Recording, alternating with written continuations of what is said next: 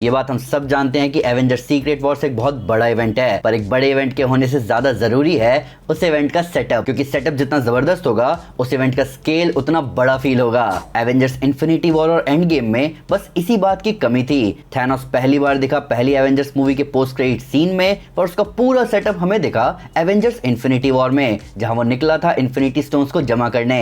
अब मानकर चलो कि एक फेज पहले से थैनोस के इन्फिनिटी स्टोन्स जमा करने की तैयारी हमें दिखती तो माहौल कितना खतरनाक होता। और ये सेटअप मार्वल स्टूडियोज अभी मल्टीवर्स सागा में कर रहा था और कई इंपॉर्टेंट एलिमेंट सेटअप हो भी गए, पर अभी भी कुछ की एलिमेंट्स बाकी हैं सीक्रेट वॉर्स को धमाकेदार बनाने के लिए। तो दोस्तों, मैं हूं अमन सना और आज हम बात करने जा रहे हैं कि एवेंजर्स सीक्रेट वॉर्स से पहले क्या क्या हो जाना चाहिए और इनमें से क्या क्या चीजें मार्वल ऑलरेडी सेटअप कर चुका है। वीडियो शुरू करने से पहले लाइक करना ना भूलें, चैनल को सब्सक्राइब जरूर करें और बेल आइकन जरूर दबाएं। तो स्पॉयलर्स का ध्यान रखते हुए चलिए शुरू करते हैं।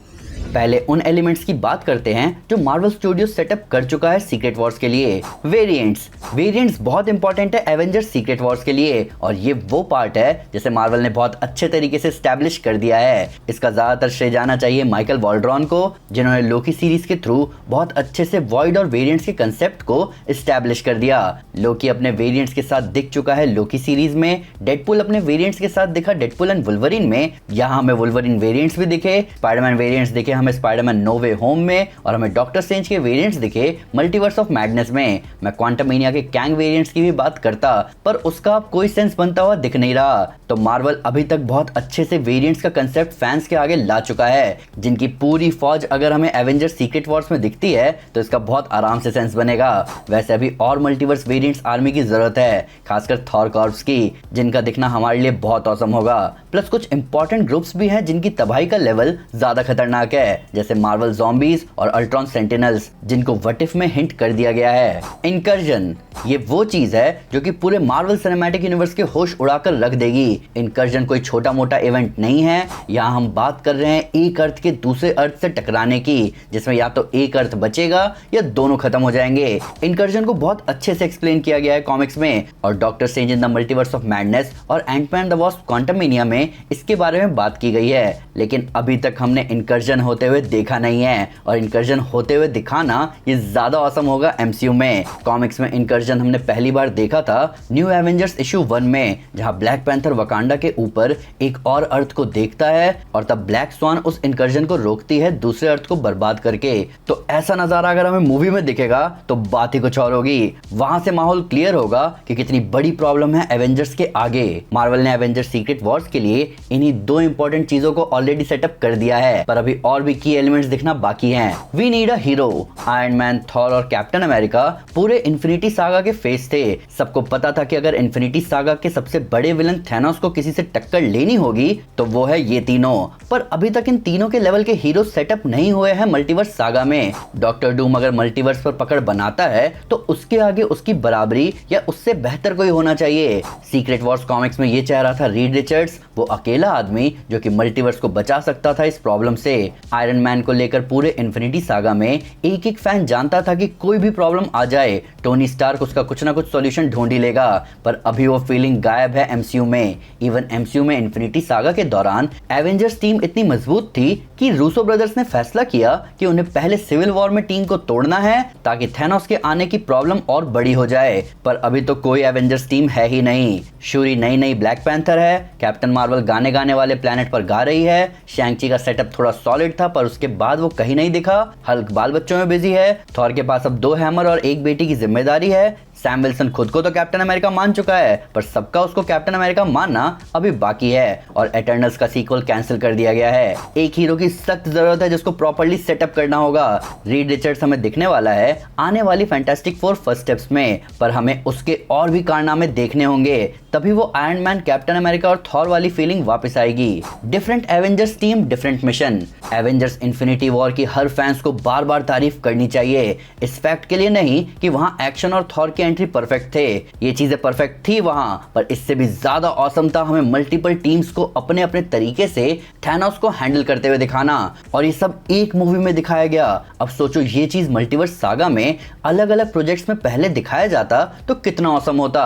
बात यह है कि ऐसा ऑलरेडी हो रहा था। कैंग द कॉन्करर के वेरिएंट्स को प्लान किया गया था अलग अलग प्रोजेक्ट्स में सुपर हीरोज के आगे लाने का, जहां लोकी में ही हू रिमेन्स के दिखने के बाद कैंग को दिखाया गया एंटमैन द वास्प क्वांटमेनिया में। कैंग का वेरिएंट रामाटट हमें दिखाया जाने वाला था फैंटास्टिक फोर फर्स्ट क्लास में, जिसके बाद एक इंडस्ट्री इनसाइडर ने बताया कि डेडपूल एंड वुल्वरीन को लेकर ओरिजिनल प्लान ये था कि पैराडॉक्स एंकर बीइंग को जमा कर रहा था काउंसिल ऑफ कैंग से निपटने के लिए, पर क्वांटमेनिया के खराब परफॉर्मेंस और जॉनथन मेजर्स की फायरिंग के बाद पूरे प्लान में चेंजेस लाए गए। पर अगर वो सेटअप खत्म हो चुका है तो अभी भी 1 साल और पूरा एक फेज है डॉक्टर डूम के थ्रेट को throughout the saga feel करवाने का। Doctor Strange in the Multiverse of Madness incursion tease कर चुका है, लोकी, एंटमैन और डेडपूल एंड वुल्वरीन वेरिएंट्स के कंसेप्ट को इनकॉर्पोरेट कर चुके हैं, एटर्नल्स यूनिवर्स का जजमेंट लेने गए हैं। अब बस थॉर, हल्क, कैप्टन अमेरिका और थंडरबोल्ट्स को ये बड़ी प्रॉब्लम फील करवाना है और उन्हें अलग अलग मिशन पर भेजना है इस मल्टीवर्स की तबाही से डील करवाने। प्लस अल्टरनेट टाइमलाइंस को भी तो खतरा है, वहां के सुपर हीरोज भी तो कुछ कर रहे होंगे इस मुसीबत के लिए। और यही आता है अर्थ वर्सेस अर्थ इवेंट। मैंने अभी आपको बताया कि पहली बार न्यू एवेंजर्स सीरीज में जब इनकर्जन दिखा तब ब्लैक स्वान ने दूसरे अर्थ को बर्बाद किया इनकर्जन को रोकने के लिए। तो इनकर्जन से अपने प्लेनेट को बचाने का एक ही तरीका है, दूसरे प्लेनेट को खत्म करना, और ऐसा दोनों प्लेनेट वाले सोच रहे होंगे। और यही आता है अर्थ वर्सेस अर्थ बैटल, जहां दोनों अर्थ के सुपर हीरोज एक दूसरे का सामना करेंगे दूसरे अर्थ को बर्बाद करने और इनकर्जन से अपने अर्थ को बचाने के लिए। कॉमिक्स में सीक्रेट वॉर्स के इवेंट से ठीक पहले अर्थ 616 और अर्थ 1610 के सुपर हीरोज के बीच सामना होता है। इस तरीके के इवेंट का सेटअप कहीं ना कहीं एमसीयू में हो चुका है, जहां मल्टीवर्स ऑफ मैडनेस में मेन मार्वल सिनेमैटिक यूनिवर्स की वांडा अर्थ 838 में जाके वहां के सबसे बड़े सुपर हीरोज इल्यूमिनाटी को खत्म करके आ जाती है। तो अगर वो अर्थ एमसीयू से लड़ने आया तो इसका बहुत सेंस बनता है, पर इस तरह की लड़ाई सीक्रेट वॉर से पहले दिखाना जरूरी है। मैं जल्दी से आपको सीक्रेट वॉर से पहले की comic time runs out recommend करना चाहूंगा। टाइम रन्स आउट यानी डूम्सडे। एवेंजर्स सीक्रेट वॉर से पहले एवेंजर्स डूम्सडे होगा, जहां हमें पूरे मल्टीवर्स में किसी डॉक्टर डूम की जर्नी दिखाई जाएगी कि इस पूरी प्रॉब्लम में वो क्या कर रहा है। डूम्सडे के यहाँ दो मतलब बन रहे हैं, एक तो तबाही का दिन और दूसरा डूम का दिन, कि डॉक्टर डूम उस पूरे तबाही वाले दिन क्या कर रहा था। कॉमिक्स में इसकी बहुत इंटरेस्टिंग स्टोरी है, जहां एवेंजर्स गार्डनर्स के साथ मिलकर इस प्रॉब्लम का सॉल्यूशन ढूंढ रहे थे।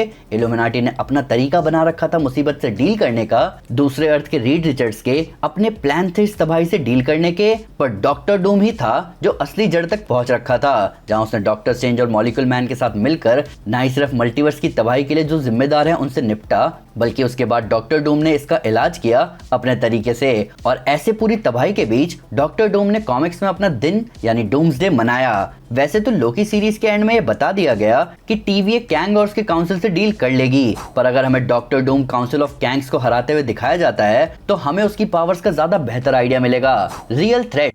अब बेशक हमें दिखाया जा रहा है कि असली विलन है डॉक्टर डूम, पर यह बात सच नहीं है, बल्कि डॉक्टर डूम तो सॉल्यूशन है सारे प्रॉब्लम्स का, एक टेम्पररी सॉल्यूशन, पर विलन नहीं। रियल थ्रेट अभी तक कैंग और उसके वेरिएंट्स दिख रहे थे, पर अभी तो रियल थ्रेट दूर दूर तक नहीं दिख रहे। सेलेस्टियल थ्रेट हो सकते हैं, शायद कोई बीइंग सेलेस्टियल से भी ऊपर हो। तो ये मेन चीज है अभी मार्वल स्टूडियोज के लिए, जिसपे उन्हें काम करना है कि बिहाइंड द सीन विलन कौन है जो कि एग्जिस्टेंस को थ्रेटन कर रहा है।